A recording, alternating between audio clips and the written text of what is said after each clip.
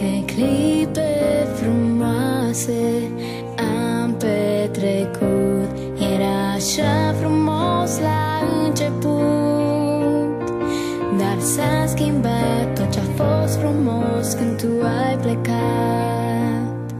Toate visele le-am alungat și m-am întrebat: cine ești, ce destin te-a dus în viața mea?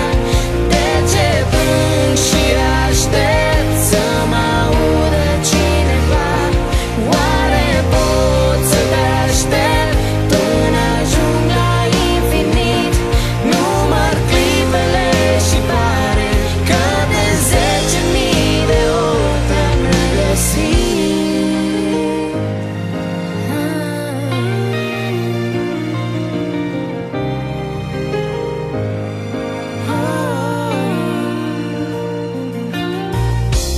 N-au fost stropii de ploaie pe chipul tău, erau doar lacrimi din sufletul meu. Eu te iubeam, nu doream să știu de ce ai plecat.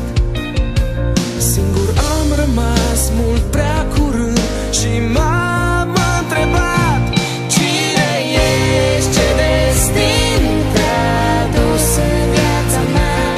De ce plâng și aștept să mă audă cineva? Oare pot să te aștept până ajung la infinit? Număr clipele și pare că de 10.000 de ori te-am regăsit.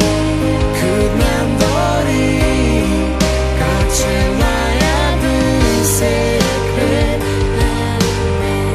al meu, numai tu ți-am dăruit tot ce-am putut și ți-am iubit. Cine ești, ce destin te-a dus în viața mea?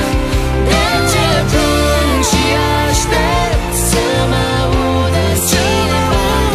Oare pot să te aștept până ajung la infinit? Număr clipele și pare că de 10.000 de ori te-am regăsit.